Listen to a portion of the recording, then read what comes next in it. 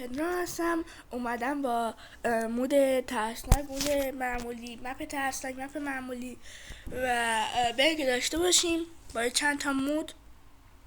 حالا من امروز اومدم با مود میمان ایتالیایی.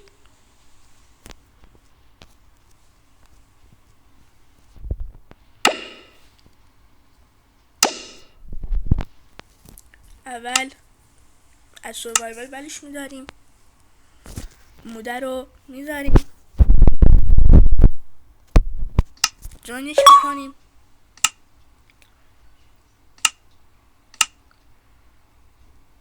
حالا وارد میشیم تا مپمون ساخته بشه.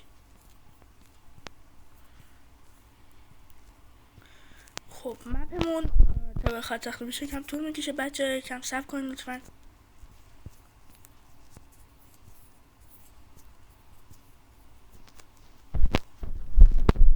باید این پر بشه یک نوار.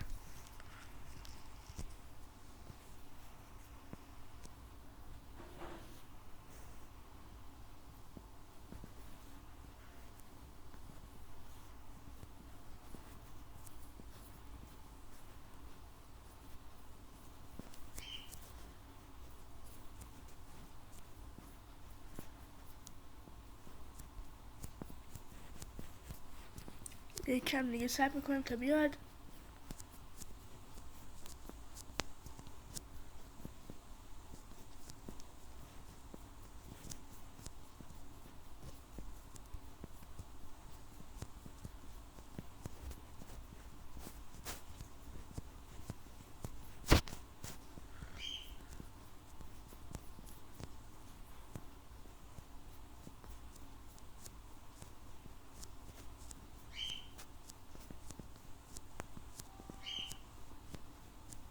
خب بچه این نوار کم کم پر میشه.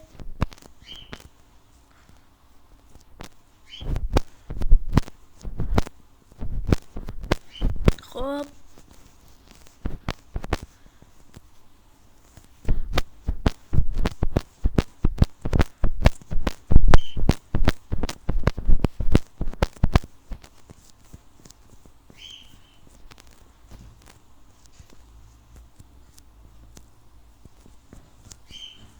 بچه نوار پر شد. خب حالا اول میایم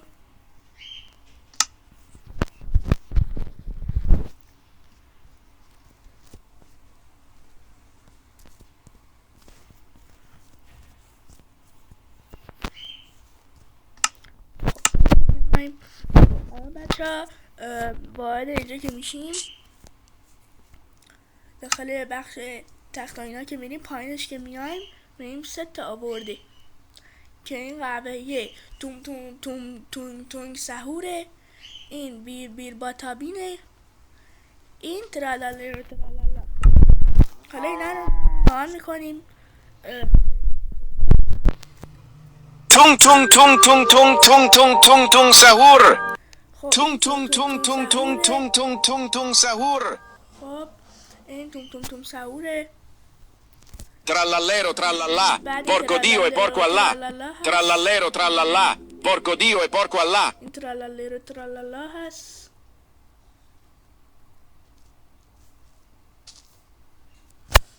و اگه میخوایم بیر بیر باتابینو بزنن لطفا لایک و ساب فراموش نشه و برو که داشته باشیم. Brr brr patapim, il mio cappello è pieno di slim.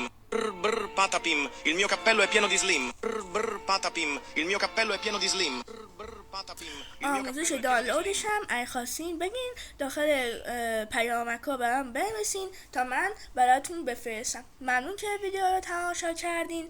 تا مود و مپ بعدی فعلا خداحافظ.